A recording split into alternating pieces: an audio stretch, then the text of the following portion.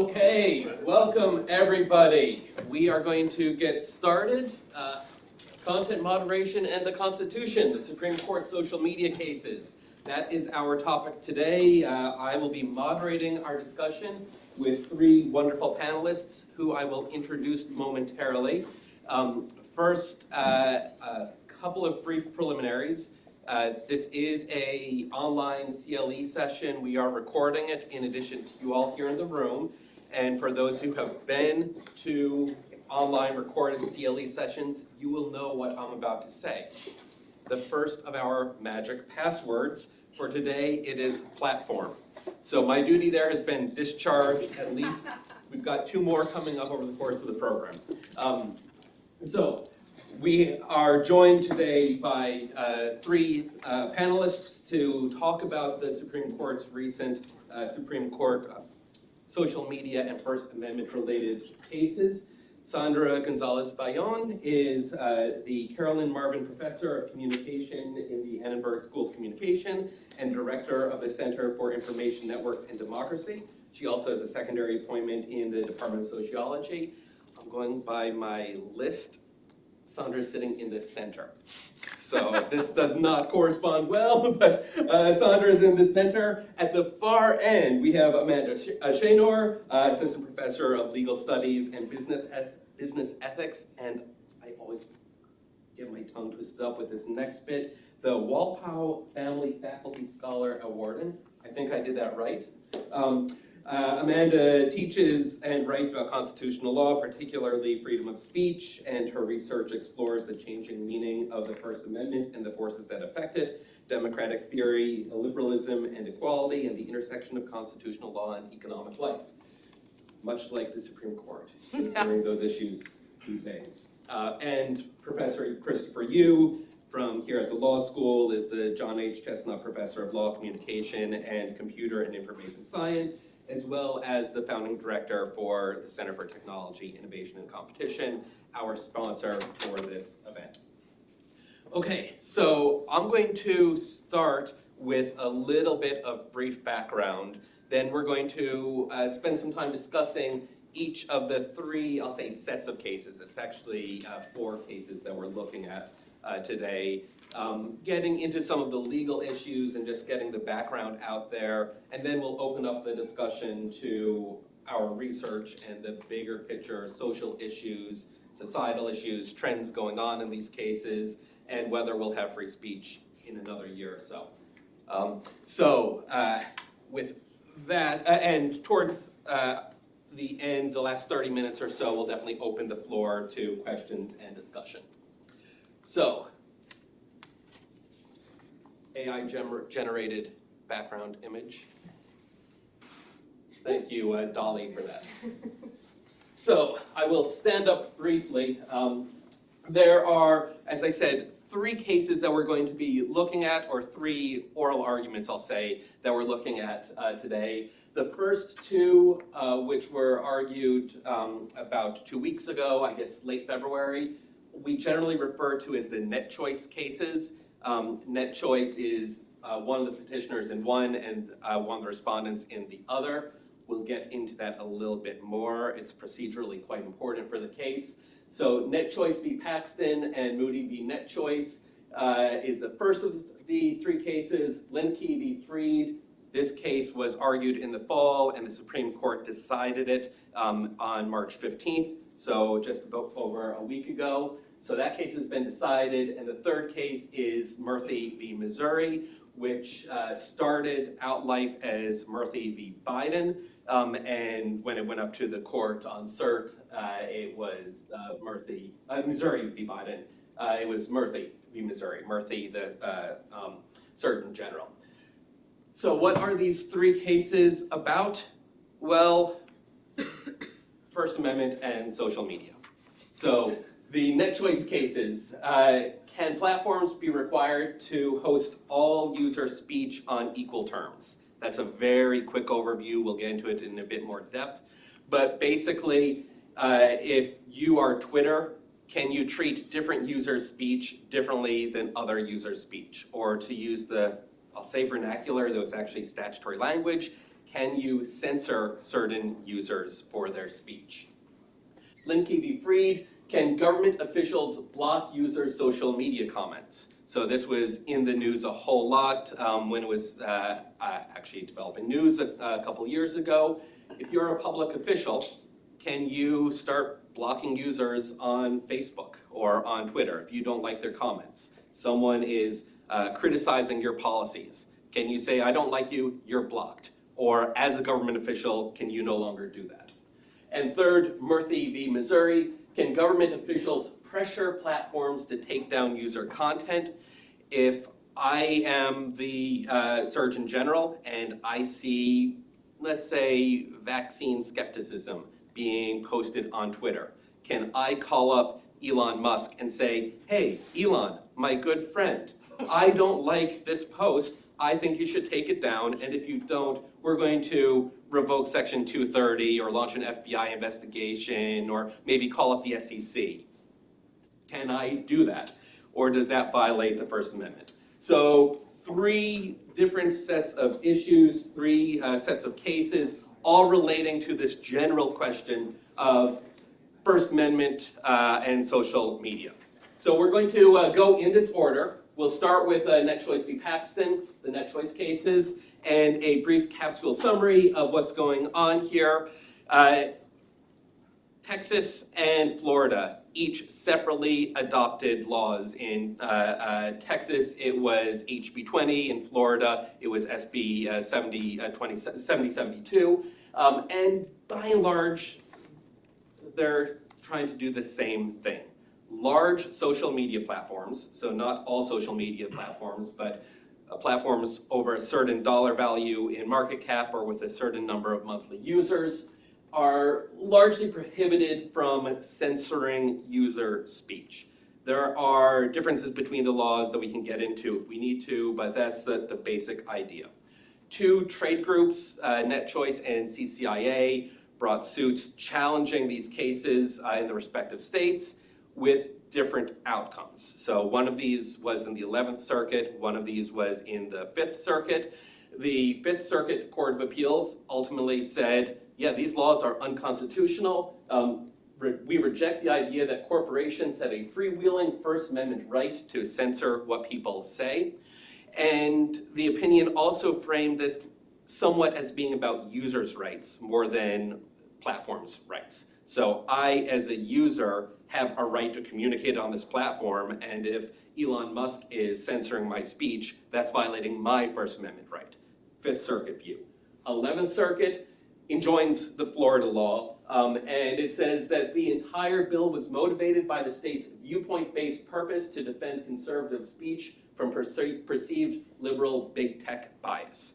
So this is viewpoint discrimination, straightforward, no way this survives strict scrutiny analysis. So the 11th Circuit rejects it. This is wonderful. We have a circuit split. The 5th Circuit and the 11th Circuit disagree, making it very easy for the court to hear this case. Heard this case late February. And Christopher, can you tell us a bit about the oral arguments and what you are understanding the case to be about? Sure. So predicting outcomes of cases is hazardous work, but actually there's a decent shot at this one, which is one of the more interesting factors is both district courts declared this Texas and Florida laws to be unconstitutional. And when that was appealed to the 5th Circuit, if you declare it unconstitutional, you basically enjoin the enforcement of the law nationwide. The 5th Circuit on appeal stayed the mandate, which you can only do if they think they're going to reverse. Because number one is likelihood of success in the merits. Likelihood of success in the merits. Appeal to the Supreme Court dissolved the 5th Circuit's decision by a vote of 5-4. And so the smart money and people watching this think that the NetChoice case, the statutes are likely to be held unconstitutional. And it was 5-4 with Justice Kagan in the dissent without opinion, and they suspect that she does not, these early motions are what we call the shadow docket. She does not like making law in the shadow docket. So based on that, the early money was, this is going to be a 6-3 decision that these statutes are both unconstitutional. Now, why is that? So one of the interesting problems is there's a lot of this involves, what we would call in a conception of the First Amendment, which is it's not about free speech, it's about a particular version of free speech, which we would call negative liberty. So the exact words of the First Amendment are, Congress shall make no law abridging the freedom of speech. And we don't read that literally. It's not just Congress, it's other branches of government, both federal and state, but it basically means government shall not do this. And so part of this is we have as a textual basis is that the notion that the First Amendment only limits what government can do. And the notion of what Gus Hurwitz is calling censorship, this perspective would say is a contradiction in terms. Private actors can't censor.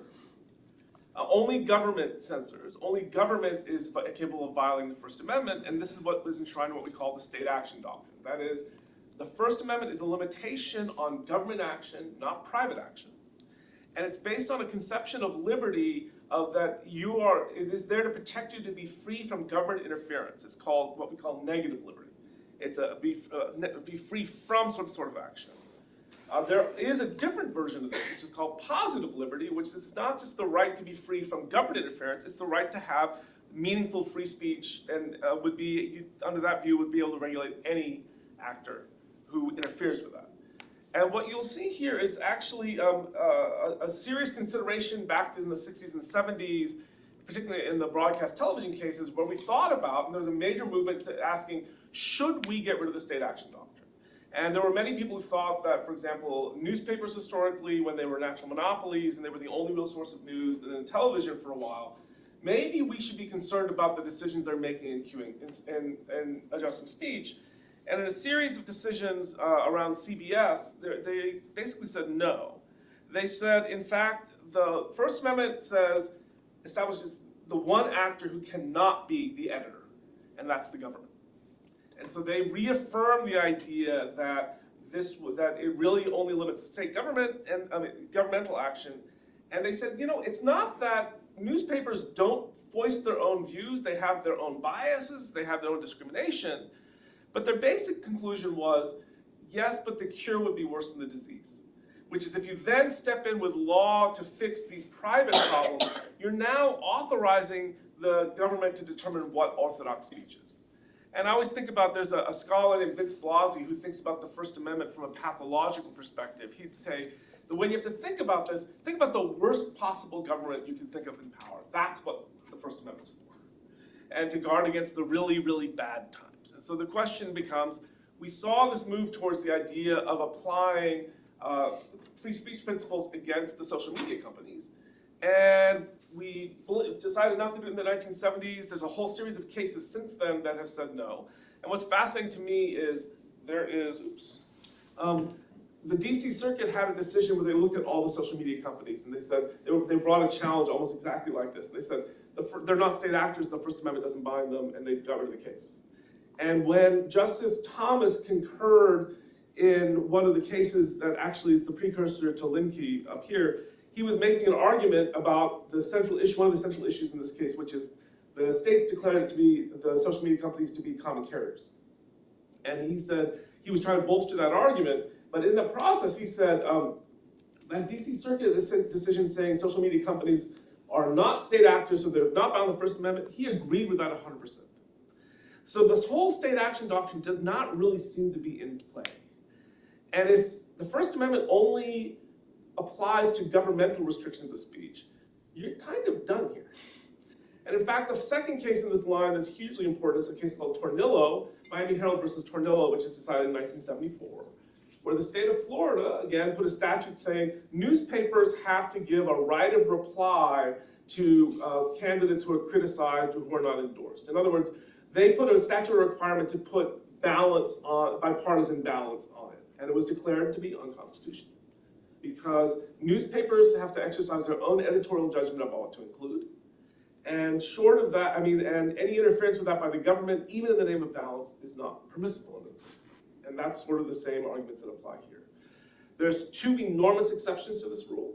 One is from broadcasting, one is from cable television. Broadcasting, we said broadcast frequencies are scarce.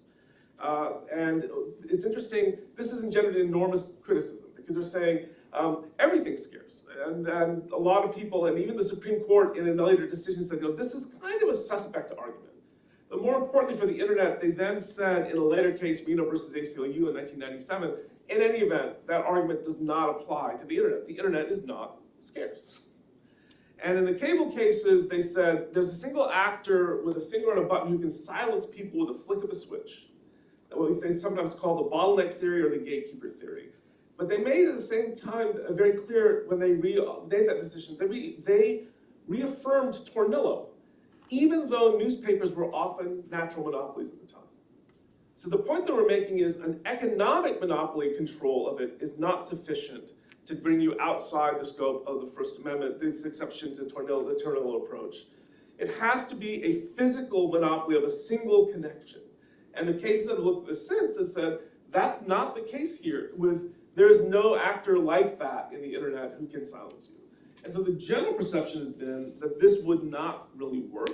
There's a whole line of thought, which I'm happy to go into, I'm gonna wrap up here, talking about adopting more managerial perspective of the First Amendment. This still remains popular among scholars, but my read of the Supreme Court is they have no interest in this whatsoever. And they still have this sort of speaker-based vision again. And what I would say is, in the common carriage arguments, the reason that people like them is we very frequently impose non-discrimination arguments on common carriers, obligations on common carriers. And so they are embracing this to say, oh, this is just like that. We're making you carry everybody and you can't discriminate on that basis.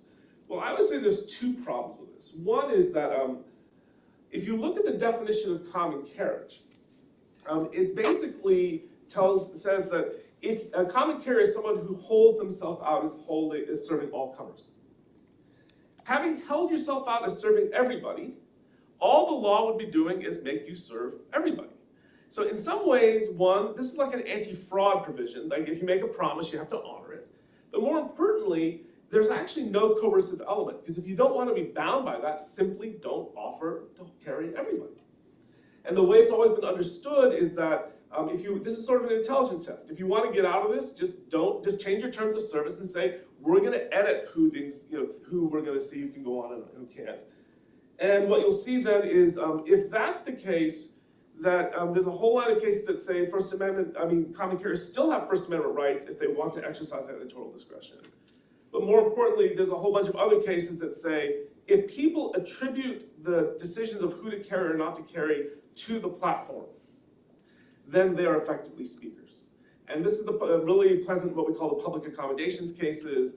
On the one hand, you see cases like Pruneyard and Fair versus Rumsfeld, where just because you're carrying speech, if people don't attribute it to the speaker, then maybe we can make you keep it. Fair versus Rumsfeld, for example, is universities used to not allow the Defense Department to recruit on campus during the Vietnam era.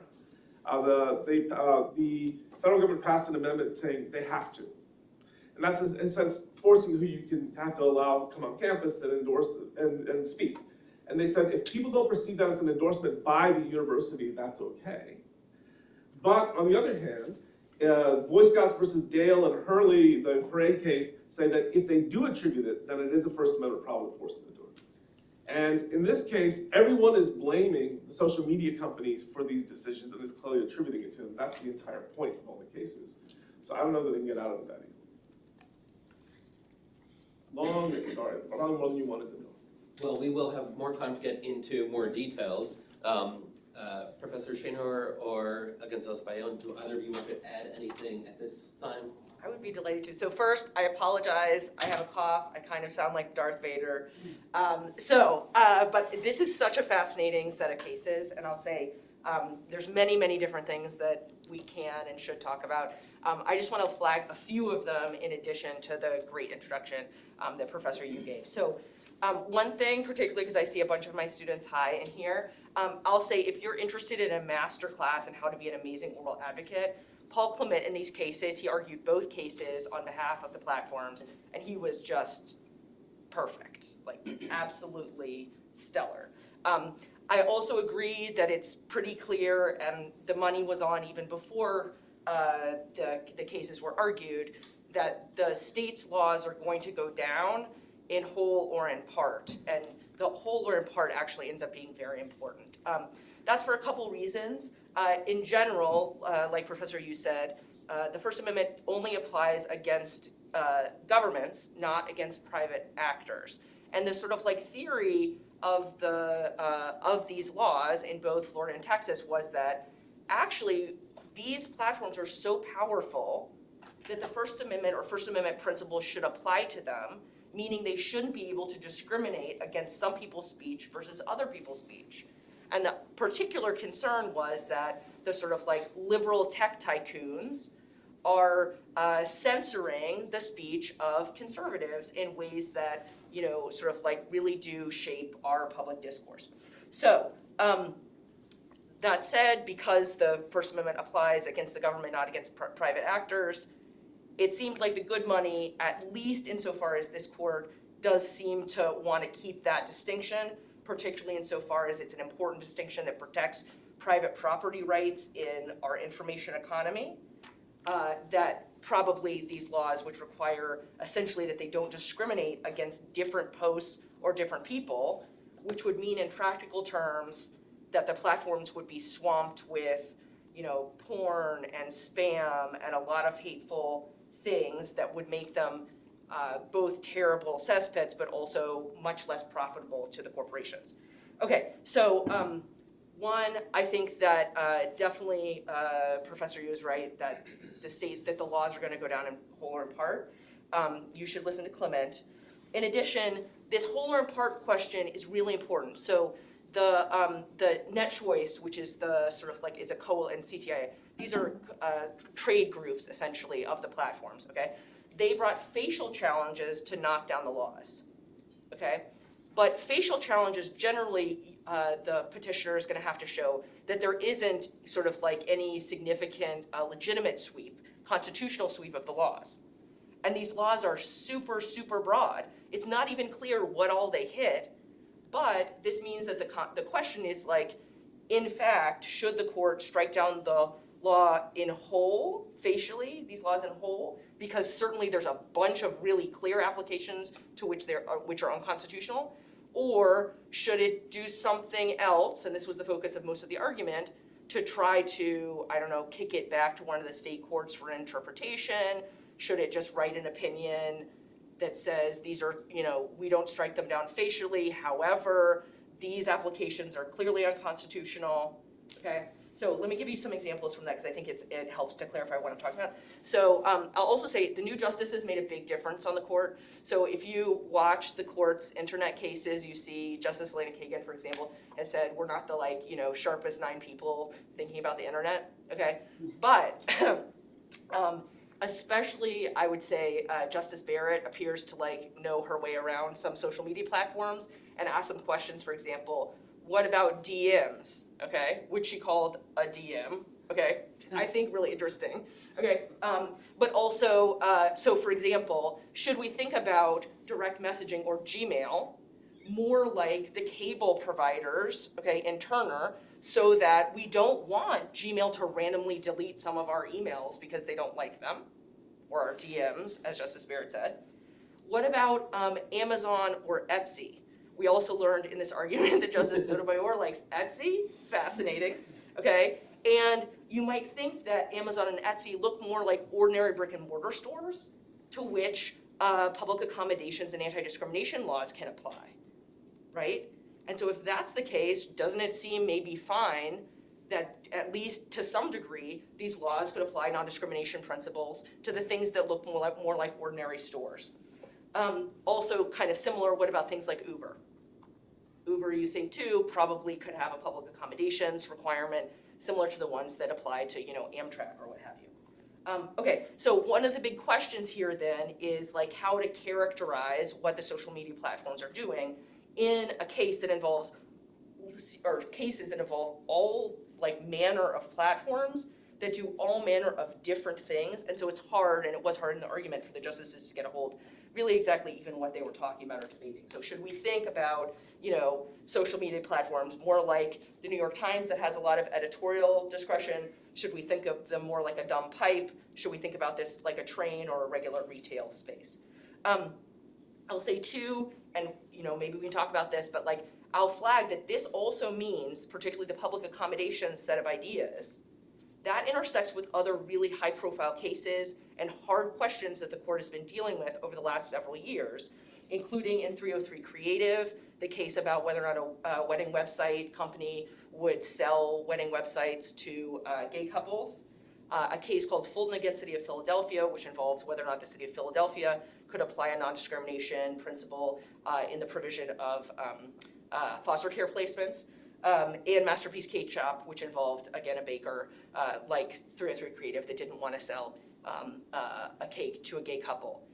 These questions, these cases are all about how should we think about the scope of public accommodations and what sort of business entities doing what sort of products can non-discrimination principles apply to. And that's a through line that goes through a much broader set of cases than just the social media cases, social media cases. Okay, I don't know how long I've been talking about. I'm gonna say one more thing, or maybe two more things, okay, quickly, which is I think a lot of what's going on here, these laws, is that you see, and this is something my academic work has focused on, is a shift, a really important shift in the conservative legal movement away from libertarianism and towards what I call polarized identitarianism. So this is the idea that like my side wins, your side loses. But on the Supreme Court, we still got a lot of libertarian leaning folks. And so the like politicians who are more out in front in Florida and Texas represent a different, and I think the leading edge of that movement. And you see the court still lagging, and I think hopefully maybe will lag for some time in terms of how it approaches these sorts of questions. You kind of saw that reflected in an argument. Justice Thomas, Justice Gorsuch, to some degree Justice Alito were the ones who were sort of most on the sides of the states and asked more aggressive questions that we can go into. But I think what we'll see is that this kind of set of questions is a larger set of questions that's going to be more persistent beyond just these cases. So much in there. I want to just take a moment to highlight the point. It's a subtle point that I don't think would often come up in this sort of conversation. This was a masterclass in oral arguments. It was so fascinating because you basically had the exact same case being argued back to back with three counsel arguing each with a repeat performance between them. Fascinating to hear how the justices changed their questions between them, how the different counsel framed the argument. Great to study. Also, we probably won't spend much time on the facial versus as-applied challenge issue, but it's really important. And boy, oh boy, I think there's a real chance that we're going to get a, probably not that important, but nonetheless somewhat meaty and intense Fed court's opinion out of this case, which is going to bore and piss off all the internet nerds and First Amendment nerds. There will be plenty of First Amendment stuff in the opinions too, but the justices were so upset and annoyed with how this case came to them being presented as a facial challenge. So, I mean, it's interesting. So, I did hear some criticism of Clement's argument, which is he was sticking to the idea that the general takeaway is that the court doesn't like black and white analogies. He's saying they're like newspapers. And the court really wanted to draw some finer lines. One, because they need to create a rule that's not just for this case, but for a whole bunch of other cases too, and they're trying to figure out how to do that. They're frustrated because they don't have the factual record to do it. Because it's a facial challenge, it is pre-enforcement review. No one got penalized here.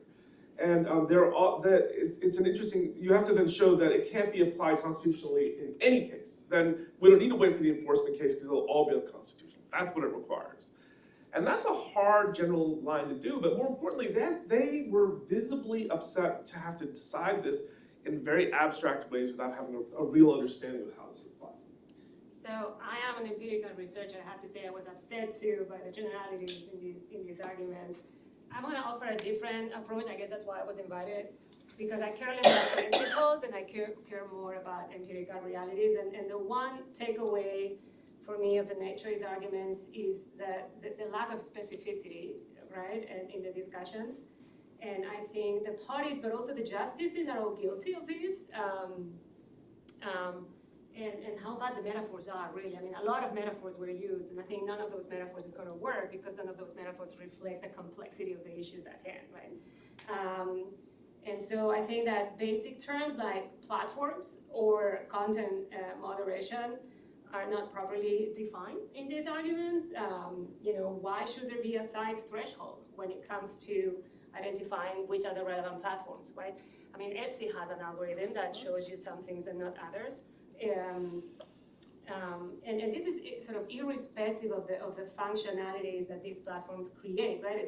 So why is size important irrespective of what actual affordances they make available to users? And these platforms, especially the bigger ones, are big umbrellas. There's a lot of features, a lot of different surfaces within those platforms that are more relevant for the discussion that we're having here.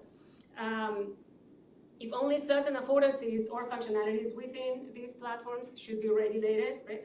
What are those? Where's the list, right? Where is the list of relevant functionalities, and where are the facts that show that they are relevant for expressive activities, which is, I think, what is trying to be regulated here. And then what counts as content curation? I mean, this is really the big question to me. Are we talking about newsfeed style ranking algorithms? Are we talking about shadow banning? And none of this is censoring, by the way. Censoring implies removing the content. And content moderation is not about removing necessarily. It's mostly about down-ranking content so that it becomes less visible. Deplatforming is a radical move that rarely ever these platforms take. They have taken those platforms. That is on the extreme of what is a continuum of content moderation policies. Are we talking about all of these things or only a subset of these things? And then, there's the other thing that many of these content moderation algorithms or algorithmic systems are less about moderating content and more about making users stay on the platform because they can monetize that. And then whatever content moderation outcomes result from these are byproduct, are unintended consequence of what is a system designed to keep users engaged, and some would say addicted to the platform. So it is also part of the problem. And I think more generally, my second point is that I think there is a presumption of biased content moderation practices on which conservative arguments rely. And if there's one thing that existing research suggests, with all the caveats that research conducted in an environment in which it is increasingly difficult to get access to data, and that's a big issue, especially for transparency considerations. But all the research, all the best research that we have published in the best peer-reviewed journals suggests that it's the other way around, that it is conservative points of view and conservative voices and conservative sources that are being amplified by algorithmic ranking systems. And so, if the presumption is that these systems are biased against one side of the debate or the political ideological divide, I want evidence. Where's the evidence, right? And so I think the transparency and the data access is crucial if we are to have a fact-based understanding of these issues. And I'm going to leave it here.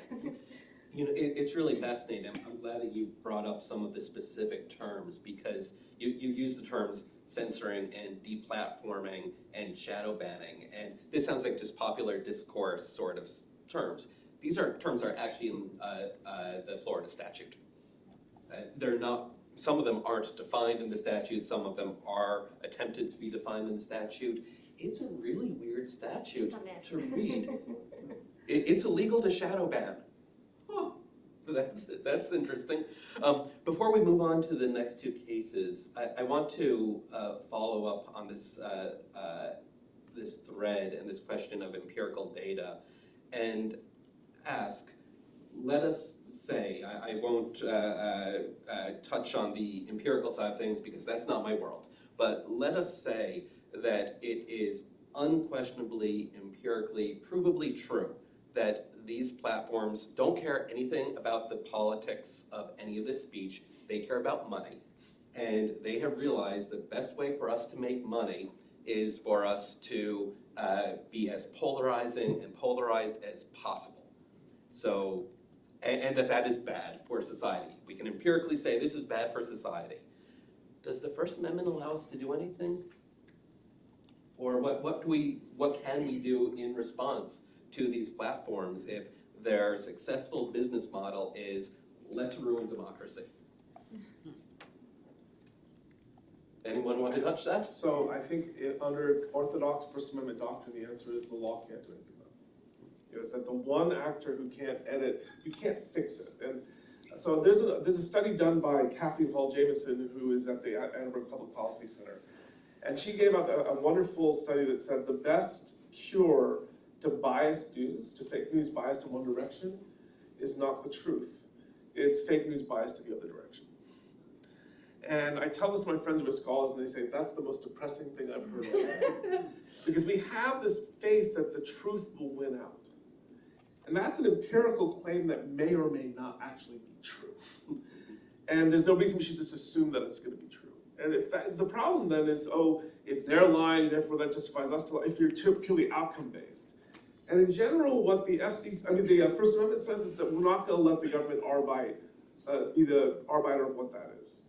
And that part of this is on the belief that, the famous line from Max Weber, the government has the monopoly on the legalized use of force. They're the only one that can imprison people legally, they're the people who can execute people legally, and that there's a greater danger going back to Milton and Areopagitica and all the other stuff that we've learned that's laying at the bottom of this. And so part of the question, I turn back at you, Gus, is that there's a second empirical question about remedies, which is, it's not just where the harm is, but, the nature of what we have to do to fix it hangs over the wall as well. Can I direct?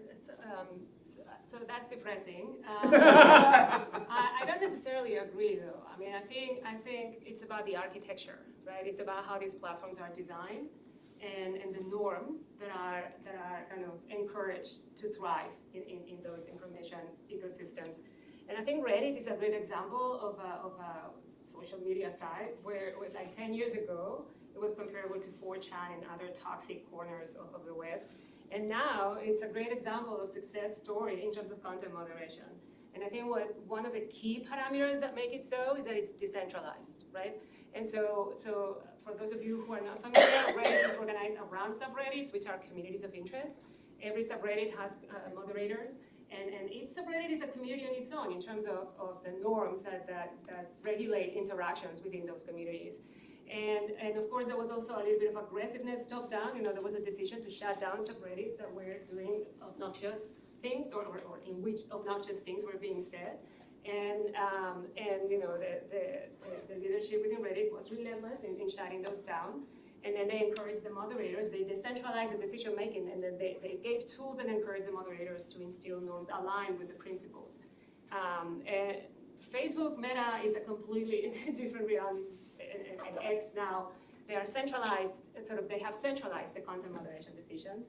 Reddit doesn't have a newsfeed ranking algorithm like Meta or Twitter and X have.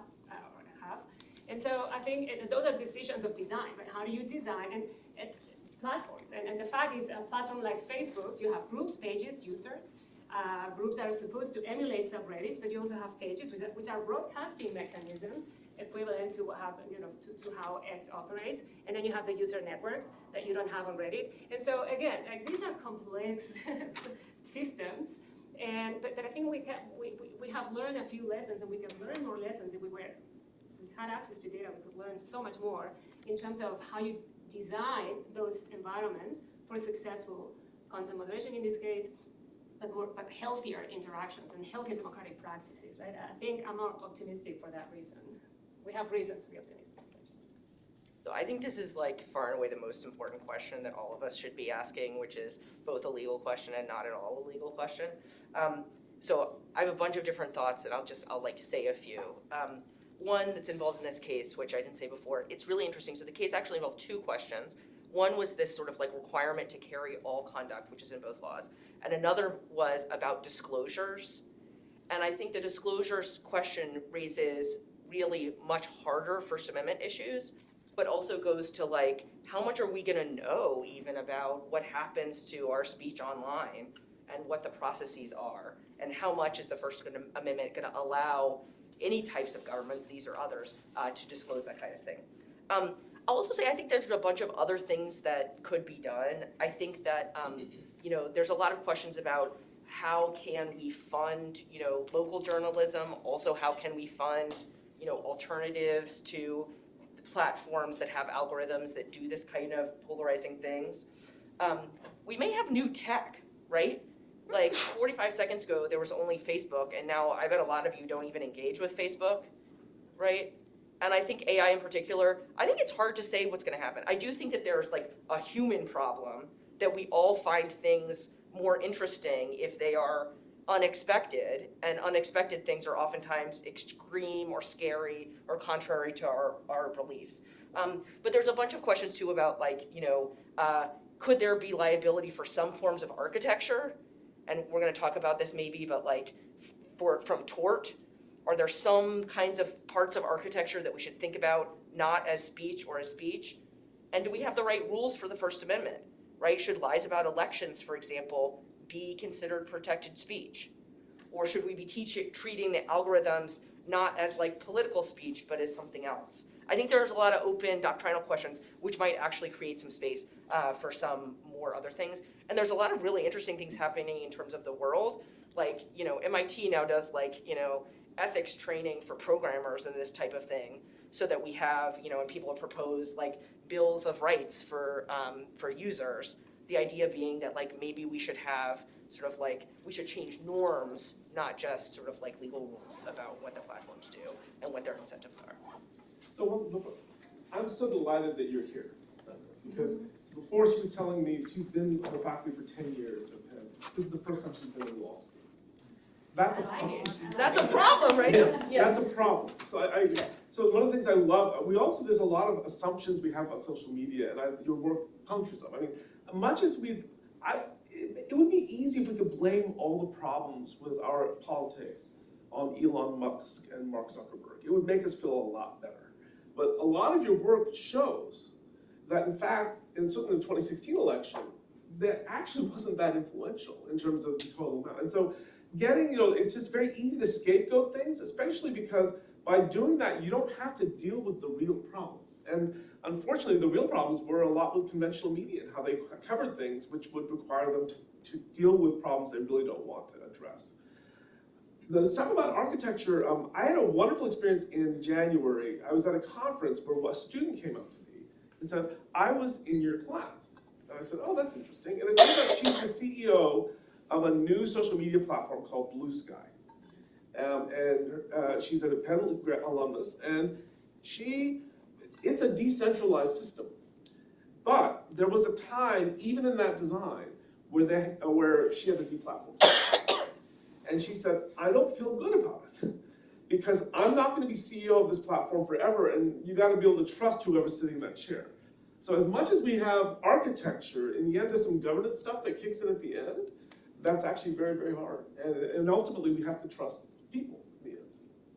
And there's a natural tendency, even with decentralized platforms, to migrate towards the larger ones, and market power tends to occur naturally.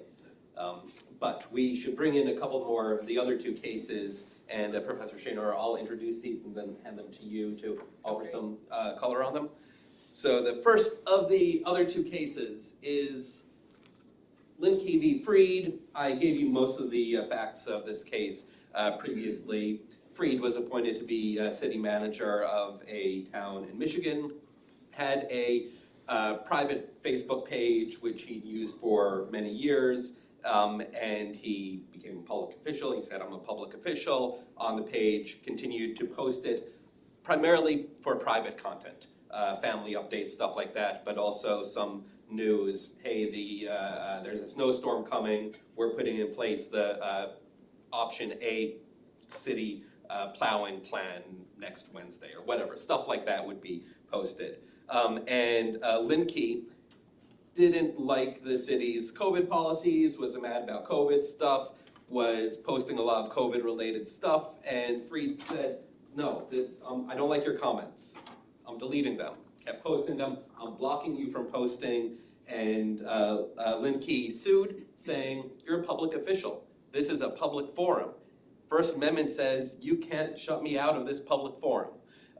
And Linkey had a bad day in district court, and then circuit court, and then Supreme Court. All three of them said, no. I have the operative language here from the Supreme Court opinion. A public official who prevents someone from commenting on the official's social media page engages in state action, that state action idea under Section 1983, only if the official both possessed actual authority to speak on the state's behalf on a particular matter, and 2, purported to exercise that authority when speaking on the relevant social media posts.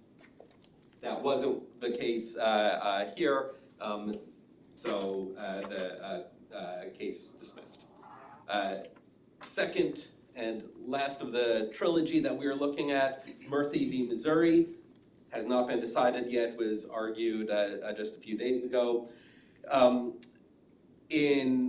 This case also involves COVID-era misinformation claims and election-related claims. The plaintiffs are private individuals along with 2 state AGs who argue that government officials from the federal government, quote, coerced, threatened, and pressured social media platforms to censor them. So this is I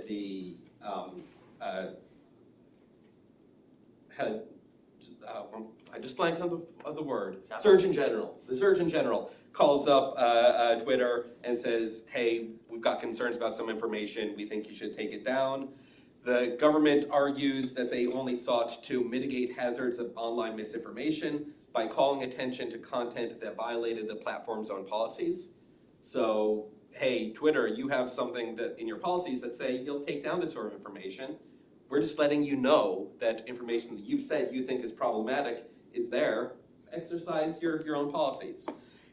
In this case, the district court agreed with the plaintiffs and issued a very broad injunction basically saying, hey, federal government, you can't talk to social media companies about anything content related. The Fifth Circuit narrowed that injunction substantially. They actually threw it out against most of the defendants and threw out every part of it except for one core prohibition. That core prohibition, however, still prohibits certain government officials from engaging on content moderation related topics. Brief overviews of the 2. Professor Shaner. Should we go one at a time? Sure. Or? Okay. So I'll just be really brief about the sort of like the, can you as a governmental official, delete people's comments or block people if you have, I'm going to say, a mixed use account where you talk about what your job is as a school administrator or whatever, but you also, post cat videos, okay? And the question here is a sort of a variant of the, the state action problem. Oftentimes what we have in state action cases is something like a private prison, and our question is, okay, are we going to treat this like the government? Here you have somebody who is a state official. There's actually 2 cases that were heard together, okay? You have somebody who's a state official. These are bitsy, I'm gonna call them bitsy state officials, okay? But of course, in the background, what do we have? The same case was brought by a bunch of folks against Donald Trump when he was president, because he also, has a tendency of blocking people who say stuff about him that he doesn't like, okay? And so in the background is that case. So what the court did is it was trying to decide essentially what should the rules be when you have a person who's a private person but also a public official and they talk online. And I'll say the test that you read is essentially a relatively narrow one, okay? So for our purposes, the court really essentially said it's important for public officials to be able to engage in political speech. And so only if the person actually has actual authority to speak on behalf of the state and purports to exercise that authority, is it going to be state action if then they block the person, okay? Now, one of the things that's sort of like interesting or important here is the court also said, but if you block the person altogether as opposed to delete their comment, then the question is, were they trying to comment on anything that qualified, right, as you talk? So let's say I'm Donald Trump and I announce the new FBI director and I talk smack about a bunch of random people and I post some pictures of my grandchildren, okay? Under this test, the idea is, okay, if somebody responds to the grandchildren one, definitely I can delete them. If they say something, nasty about Melania, I can delete it, okay? But if I block them all together and they're wanting to talk about the FBI one, which would qualify here, then that would be a First Amendment problem. So it's a relatively narrow test. but it may have some bite in the Trump context. Though they said if you have a notification that says, this is my private page, that's going to be something that's going to weigh heavily in the analysis. Query what that means. Does that just mean officials can say everything's private and then have the First Amendment not apply? I'm not sure. But I think this case also shows you that they're sort of reticent to call a lot of stuff state action. They seem to be leaning away from state action and seem to be wanting to preserve a relatively large space for sort of like private political discourse, and therefore for people to discriminate in terms of the ideas or the people that they want to associate or express. So, I mean, it's actually, you see a lot of state action cases. One of the questions is Amtrak a state actor, even though it's formally a private corporation, of all these different cases over the years. And the thing that's hard about this is it's very fact specific. It's like, well, thank you very much, Supreme Court. Because, we're gonna have to slog our way through a lot of this stuff to figure out when it applies. And they did that here too. Now, the funny thing is, when I hear you, it's funny, I agree with you that they're trying to preserve room for public officials to speak, but both in this case and in Knight Institute versus Trump, the government official lost. In the sense that they were saying what you did violates the First Amendment, you can't do that. And so it's, the holding tends to go towards restricting them. And we end up looking at all this other language. The thing that I have a hard time believing is that what they clearly did say, if you put a disclaimer, this is not official speech, this is just my private webpage, they said there's a heavy presumption that it's not state action. If that's too strong, basically this is really an intelligence test. You just put that on and you're in the clear. And that can't be right. It can't be right. But unfortunately with the test we've got, we really don't know where those lines are. And it's going to be extremely frustrating to figure that out. Can I just quickly, maybe this is just a footnote to what you just said, but so in relation to the discussion we were having before about content moderation, the reality also is that most political candidates, politicians, they are whitelisted from content moderation policies, right? So they are treated differently than the average user. So for instance, we know that Facebook during the 2020 election, That's a really important point. they had this policy that if you posted things that were fact-checked false repeated times, they would demote your content so that fewer people would see it, but also potentially kind of ban you from the platform, except if you're a politician. So in a way, more restrictions in one way, less restrictions in another, right? And so there's clashing principles here in that platforms are very hesitant to treat political accounts like any other account. And so that's interesting to note. I think for a while they had a rule that a head of state could never they wouldn't remove any content. Which is, they could just flat out lie, misrepresent, and they just felt powerless because they didn't want to do that. Right, and my personal theory also, and I don't think I'm the only one who thinks this way, is that when Trump was deplatformed from Facebook, Twitter, and so on, it was only when the platforms were sure that he wasn't president anymore, because then it's like, why now and not before, So yeah, there's this special, it's the opacity that makes it more troublesome, I think. So I need to make a brief programming note. Our next word for folks following online is followers. Our second word for the CLE is followers. Do you get to pick those words? Yes. Collaboratively, yes. Comments on Murthy? Okay. So I'm sure Professor Yu has more intelligent things to say, so I'm just going to say a couple things about Murthy. So Murthy's a really interesting case because, for a number of reasons, the district court issued maybe one of the more aggressive nationwide injunctions I have ever seen in any context, okay? Basically enjoining so this involved COVID misinformation, so interactions between the government about COVID misinformation, but also a bunch of other things like the FBI trying to get, terrorist recruitment stuff off, and things about, the Tide Pod challenge, or things about, you can name a thing, or child porn, all this kind of stuff. The governments of all varieties interact with social media platforms when they find stuff on there that they think is dangerous to the public, or another adjective here, okay? And so what the district court did is basically say, government, you can't talk the platforms anymore because of the First Amendment, okay? Anything. What? On a very broad scope. Anywhere about any, I mean, it was incredibly broad, okay? Another thing that I'll say kind of related to this is a case, it's one of two, the other one is the mifepristone case this term, that the court is hearing that originates out of a single judge division. So you've heard some stuff about, maybe if you've been reading, about judge shopping, okay? This is a judge shopped case, okay? And I think it shows, because actually even when it goes up, the Supreme Court puts this on hold, okay? And you've seen that too, that even in this environment, you'll see some of the cases have effects of this.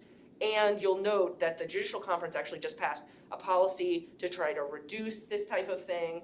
And also, I don't know, me and the Brennan Center have proposed that there should be a new federal rule. But the upshot is, in certain places, because of what the rules are about case distribution, you can actually pick your particular judge, and this particular judge apparently had expressed things about social media platforms, and so these folks went there to get this opinion.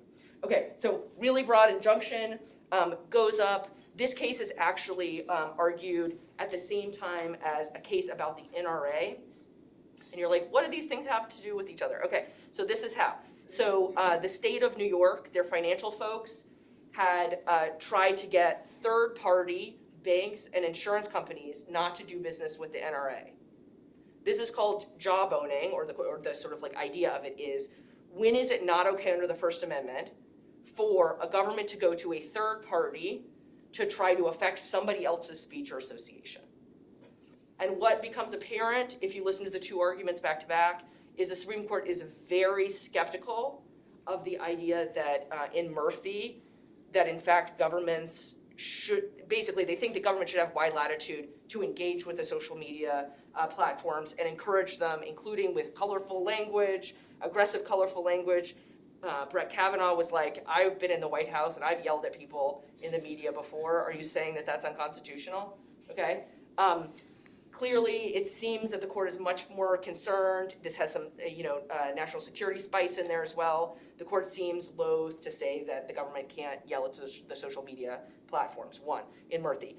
In the NRA case, by contrast, it seems like the NRA is going to win, and New York is going to be found to have violated the NRA's First Amendment rights by trying to get the banks and the insurance companies not to do business with them as a way to injure an expressive association. But anyway, those things are tied up together, I think really interesting. And I think some people, I think, didn't predict that the Murphy argument would go as well for the government as it appeared to.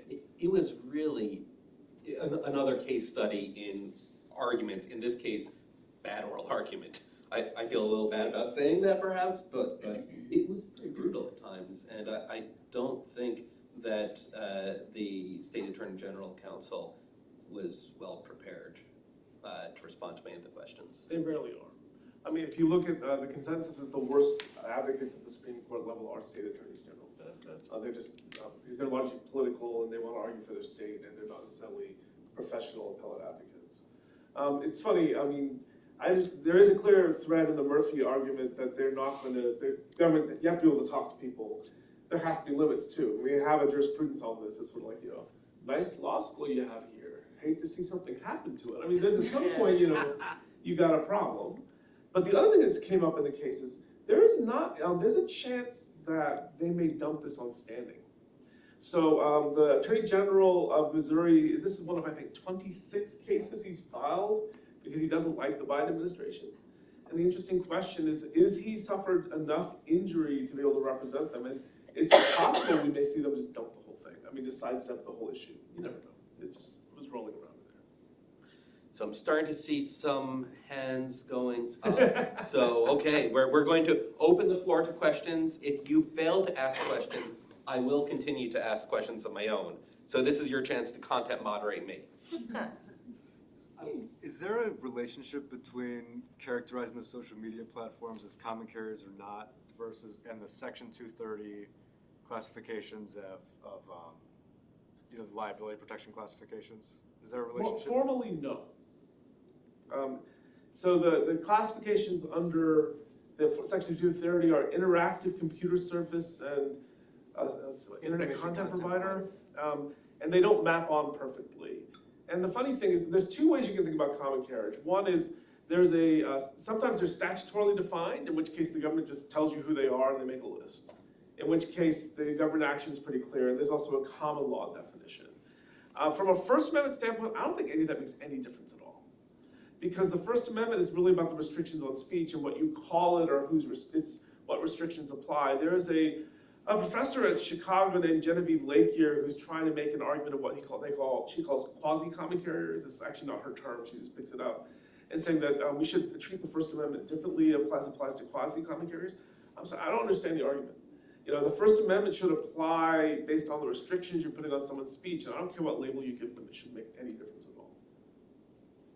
This became a really interesting set of back and forths in the net choice cases because Gorsuch, Thomas, and Alito felt like the platforms were trying to have it both ways, like have their cake and eat it too.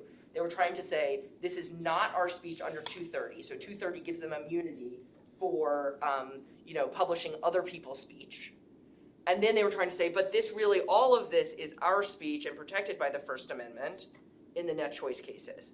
And I thought that Paul Clement and also the SG, the US government also argued, and Proligar was amazing as well, said basically 230 says, really, 230 is trying to protect people who are publishers so that they will actually try to filter stuff and use their editorial control.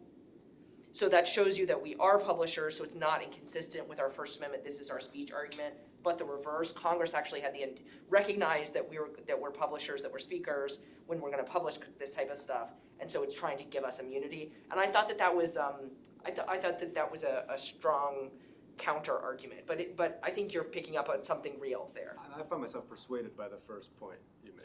So it's funny. So you have to bear in mind that Section 230 its official title is Protect Good Samaritan Blocking of Offensive Content.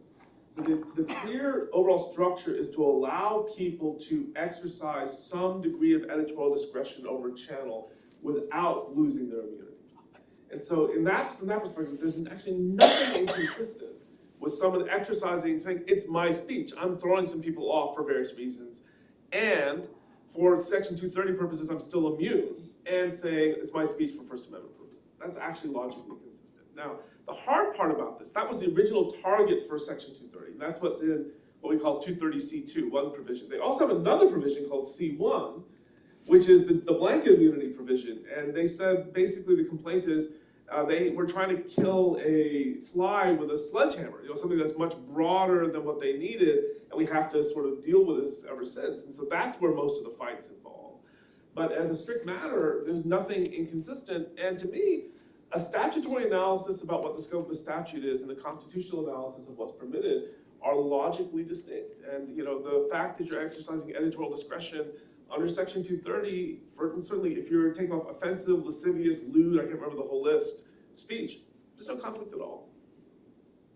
Thank you. It does bear some note on the margin. Section 230 actually does come up in the Florida case.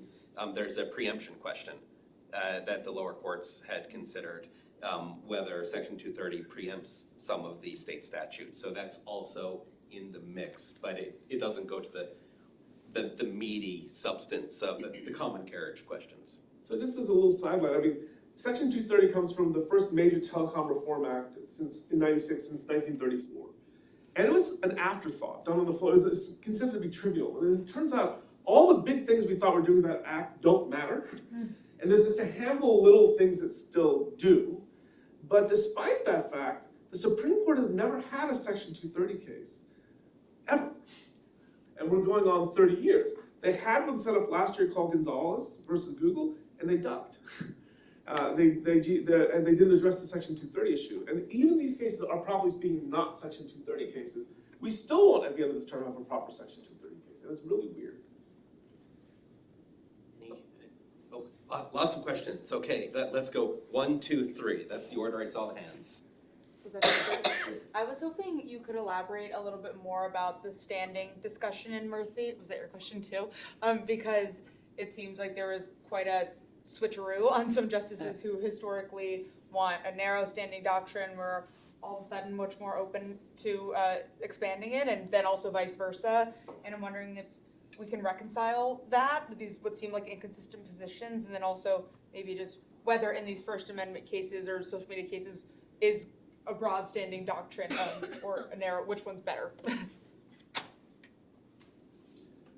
So standing, okay, first, the three justices who are trying to expand standing are the three justices who voted in favor of keeping the stay. So I mean, they're the ones on the record. So if you, there's a way you can look at this as incredibly result oriented, which is they're trying, because without that they don't get their case.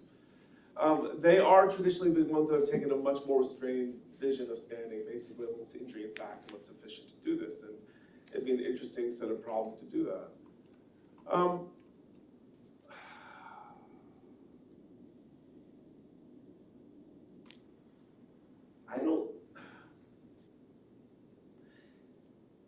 The question I could see happening is, before someone loses this case, would they want to dump it on standing grounds and avoid having a decision on the merits of the First Amendment stuff? And a lot of times, this is what we call a vehicle problem, which is if the court can decide a case on another issue without addressing the issue for which you granted cert, you shouldn't grant that case.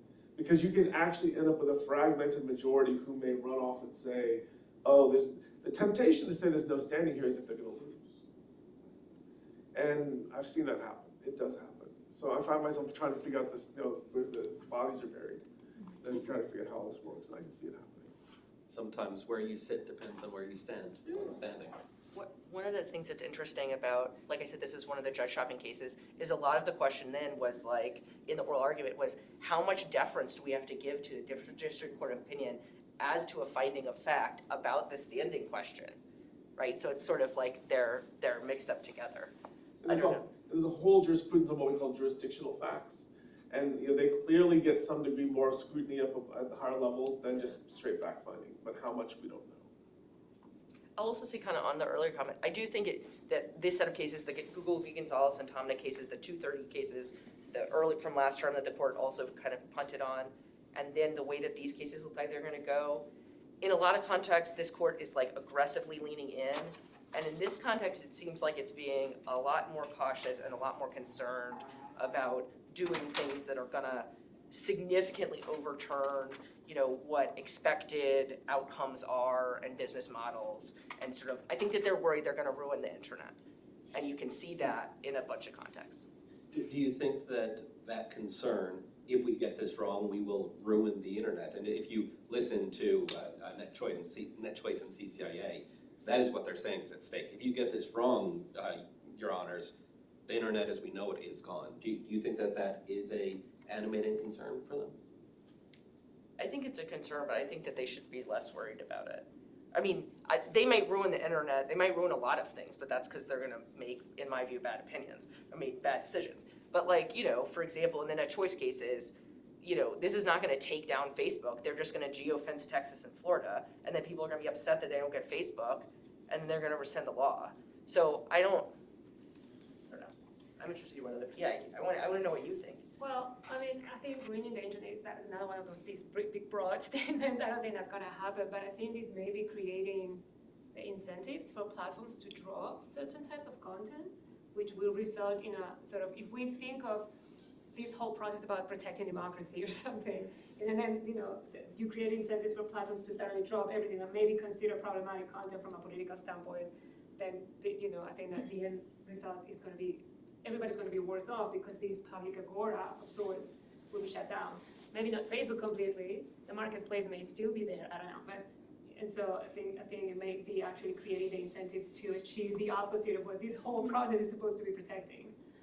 But we have some evidence about this from Sesta and Foster, basically, which is, suggesting, if you're liable for the content you carry, you have to vet it all before you put it up. And this comes from bookstores. If you're liable for defamation for any book you sell, you're gonna have to read every single book and make a judgment.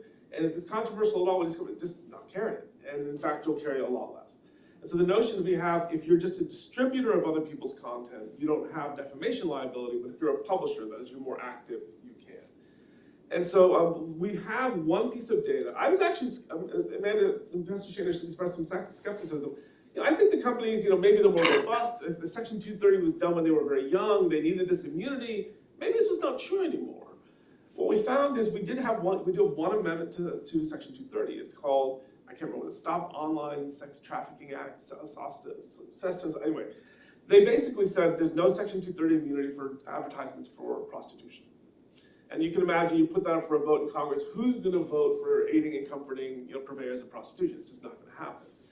And what we discovered is that Craigslist took down its entire personal site, which had advertisements of just singles trying to meet each other, but I'm sure, and potentially some advertisements in there or not, but they just didn't want to do it. It was too risky. So they did an overbroad reaction. And so this is one of the interesting things about standing, is when I was thinking about what I didn't say to you earlier, we actually allow a much more broader notion of standing for First Amendment cases than anything else. That is what overbreadth doctrine is. It's not a substantive doctrine. It's a standing doctrine that allows you to raise other people's claims who are not currently before you, even if you're not injured by them. So the interesting question in this case is you could use overbreadth doctrine to expand standing beyond traditional injury in fact in the First Amendment context, which would give you a little bit more latitude. But it's extremely discretionary to do that. But the reality is, I do think there's something to what Professor Gonzalez-Bayón is saying, which is we have some evidence of if you reduce immunity and there's some lines that subject you to liability, you may actually give them a very, very wide berth, and you lose a lot of speech that's not formally within the scope of the prohibition in the process. You'll note those same three who are interested in expanding standing and maybe interested in like sniffing around overbreadth were very opposed to overbreadth in the Hansen case about speech about immigration, right, which was technically an overbreadth. So I don't understand even, it's like a complicated moving chart of that. Professor Shana, are you suggesting Supreme Court justices might be result-oriented in their I'm like a weird optimist. There people say that I'm like have too much faith in the system, but I get sad when I feel like it doesn't seem like that way. So yes. So You had the same standing question, right? Quick follow-up if it's okay, but you can no, go you ahead go first. It's a follow-up because mine's a little different. Okay, cool. I feel like one of the most pernicious parts about the extent that we're worried about job owning is that it does happen behind closed doors. Like on the record, a lot of these were emails that were sent between Facebook officials and government officials. And so how should we think about standing when plaintiffs will never have access to those records? They can get access to, they're all foilable, and so there's things you can do. So, for example, most agencies have rules that if you do a job own, you have to file a paper saying what you did. So the Federal Communications Commission, which is the agency I have the most deal with, if you have ex parte communication with any of the commissioners or the staff, you have to file a document telling everyone that's what you did, and giving at least a couple sentences description of what you talked about. And so we have some procedural protections in place. The White House stuff is a little bit squirrelier, but there was a big move back in the 80s or 90s to formalize this up, and I kind of lost track of that since. But again, there's things we can do. And actually what we're seeing in Europe, where they have a lot of administrative decision making, the courts are actually really buckling down on this, and they actually reversed one major case against Intel, in the billions of dollars because of their failure to document ex parte communications and allow the other side to be able to understand what they are. I think that's a huge issue, but it also goes, these guys are working on a great paper about the disclosure in this context. It goes to the disclosure question, right? Can we have state or federal governments requiring, this type of thing to be more public? Because that might make a big difference. Yes, and then we'll probably start wrapping things up. Okay, recognizing that I also appreciate being able to scapegoat some of these leaders of companies, I do find the idea that content moderation works better on decentralized platforms appealing. I think outside of Reddit, we've seen Wikipedia become more trustworthy, and there's an argument to be made for the new community notes feature on X as well. Say that becomes a more popular belief. Without having a First Amendment basis, is there any legal basis that we could decentralize some of these platforms under? I could think maybe like regulation, but you'd have to have a good amount of evidence to pass that. To mandate that they decentralize. Yes. Can I just add, not only decentralized, Decentralized moderation, not necessarily their whole company architecture. decentralized moderation, but also increase portability of data, such that if I'm not happy with this platform and how they are doing things, I can go somewhere else, but keep all my networks. It's complicated. So first, radical decentralization is sort of an ambition along the whole internet, you know, whether it's coming to all these different things. And the answer is, it to me is kind of a version of techno-optimism, which doesn't always work out. So for, what we discover is a lot of things just don't scale on a decentralized basis. So for example, you know, ad hoc networking where you just link together a bunch of Wi-Fi hotspots apparently just doesn't work because the routing, there's a whole lot of 3 hops and you're dead. And it's just, so I remember with Wikipedia, there's a professor over at Temple named Salil Mehra who was asking whether Wikipedia will scale. And in fact, if you look at many foreign language Wikipedia sites, it's not clear that it does. And so, you know what, you need a fair amount of social structure to actually figure out when that's gonna work. It's like open source, oh, let's make another open source community, that'll all be crap. You know what, you have to have a critical mass, and that's why they don't like forking these things. And so, that's a problem. Data portability is this thing that everyone likes, latches onto, is now a formal requirement in Europe. One thing I'll tell you is, Google and Facebook provide data portability right now. No one uses it.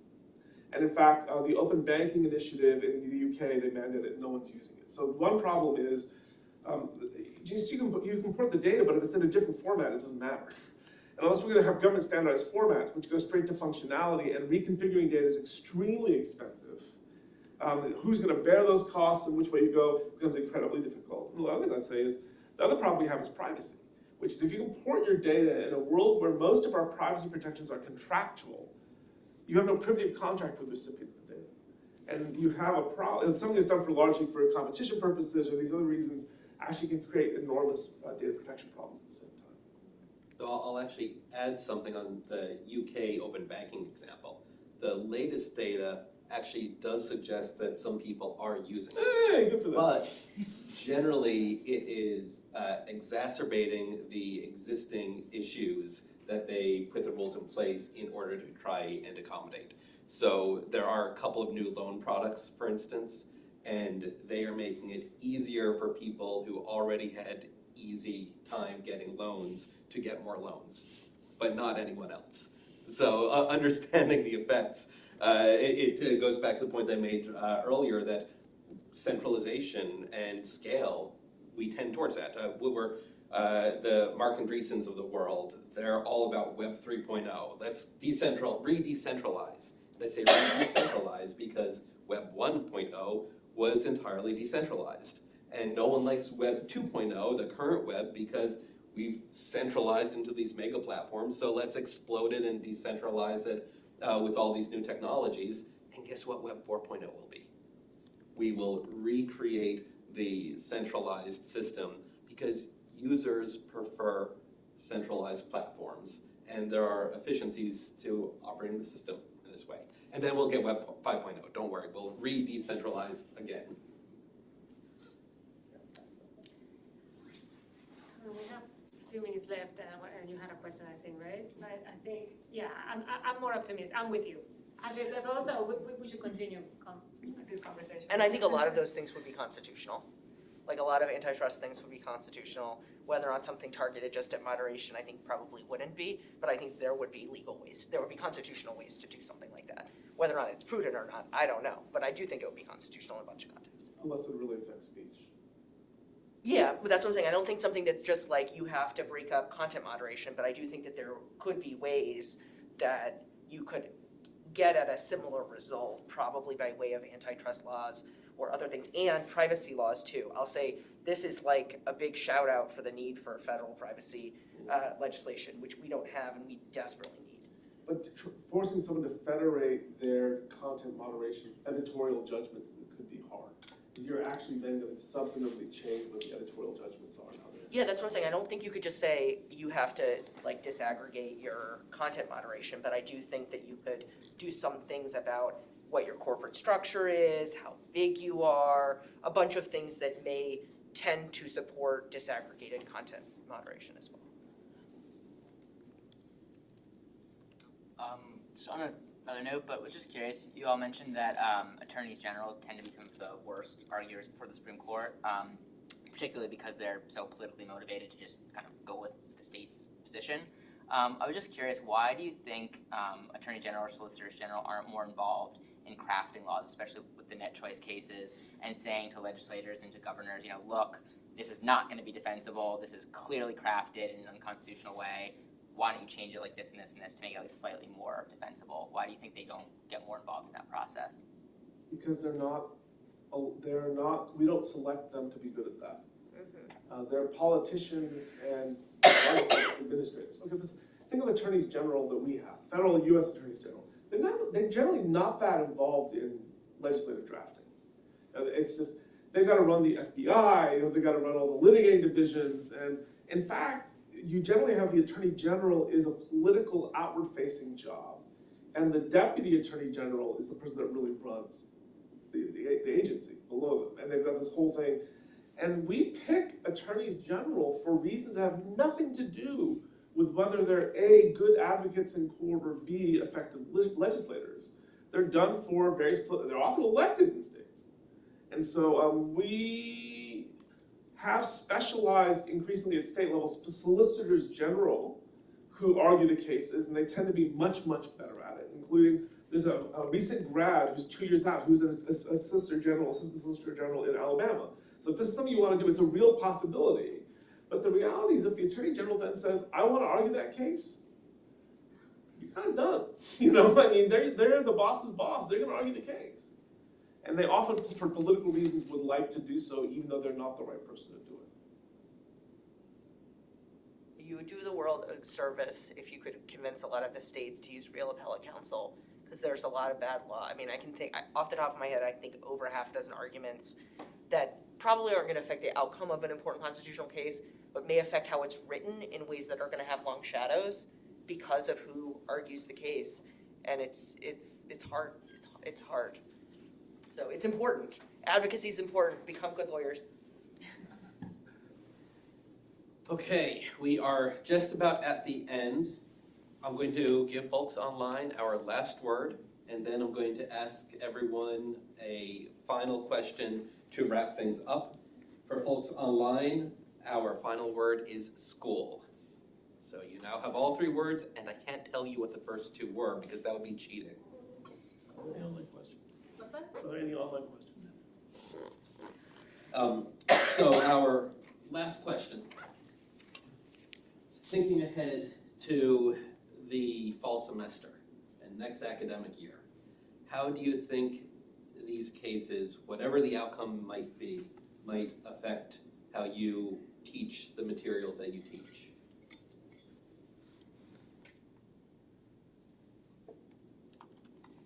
Well, a lot of it depends on how net choice comes out.